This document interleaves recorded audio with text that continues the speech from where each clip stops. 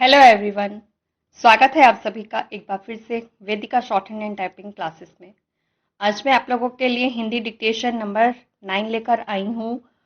तो जल्दी से आप लोग अपने पेन पेंसिल रजिस्टर कॉपी सब निकाल लीजिए और रेडी हो जाइए। अब मैं स्टार्ट करती हूँ। रेडी। बिहार सरकार को कोरोना से हुई मौतों का आंकड़ा जिस तरह दुरुस्त करना पड़ा, उससे यह संदेह होता है कि कहीं इसी तरह की गफलत अन्य राज्यों में तो नहीं हुई।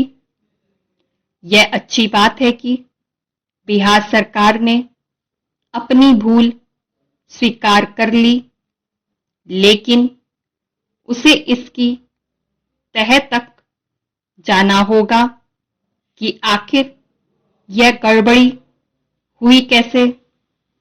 कम से कम उसे आगे इसके लिए सतर्क रहना होगा कि कोरोना से हुई मौतों की गिनती सही तरह से हो और उन्हें कम करके बताने छिपाने का कोई काम ना होने पाए।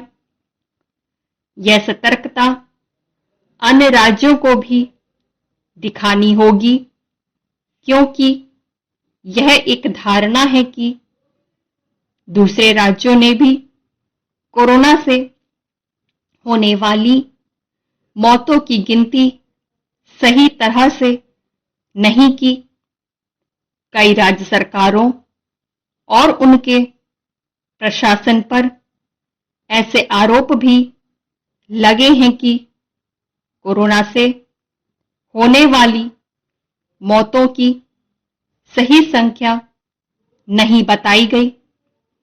इन आरोपों को निराधार भी नहीं कहा जा सकता, क्योंकि कई शहरों में यह देखने को मिला कि शमशान गृहों और कब्रिस्तान में कहीं अधिक शवों का अंतिम संस्कार हुआ, लेकिन प्रशासन की ओर से कुछ ही मौतों की स्वीकारोक्ति की गई।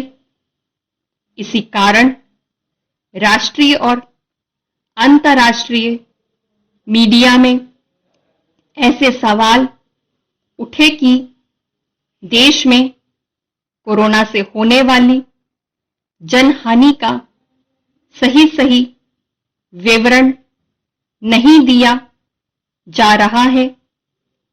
पता नहीं सच क्या है, लेकिन अच्छा होता कि ऐसे सवालों के लिए कोई गुंजाइश नहीं बनने दी जाती कि कोरोना से जान गंवाने वालों का सही आंकड़ा नहीं दिया जा रहा है। किसी त्रासदी से जुड़ा सच कितना भी कटु हो, उसे स्वीकार करना ही सही होता है। बिना किसी दबाव छिपाव के दिए जाने वाले आंकड़े एक तो वस्तु स्थिति को रेखांकित करते हैं और दूसरे शासन प्रशासन को विश्वसनीयता भी प्रदान करते हैं। इसके साथ साथ वे जनमानस को हकीकत का सामना करने और नीति नियंताओं को भविष्य के लिए ठोस रणनीति बनाने में भी सहायक साबित होते हैं। कम से कम अब तो यह सुनिश्चित किया जाए कि किसी भी राज्य में वैसी कोई गड़बड़ी ना हो जैसी बिहार में हुई। निसंदेह इसी के साथ यह भी सुनिश्चित करने की जरूरत है कि किन लोगों की मौतों को कोरोना का शिकार बताया जाएगा, क्योंकि यह देखने में आ रहा है कि जो तमाम लोग कोरोना से उबरने के बाद अन्य किसी व्याधि से दम तोड़ रहे हैं, उनकी गिनती कहीं तो कोरोना से हुई मौतों में की जा रही है और कहीं अन्य के खाते में। बेहतर हो कि इस बारे में भारत सरकार की ओर से स्पष्ट दिशा निर्देश जारी किए जाएं। यह इसलिए आवश्यक है क्योंकि कोरोना से हुई मौतों के मामले में मुआवजे का भी निर्धारण होना है। आज जो मैंने डिक्टेशन दी है उसकी इमेज फुल एंड हाफ दो तरीके से डिस्प्ले कर दी है। आप लोग देख के अपनी मिस्टेक चेक कर लीजिएगा।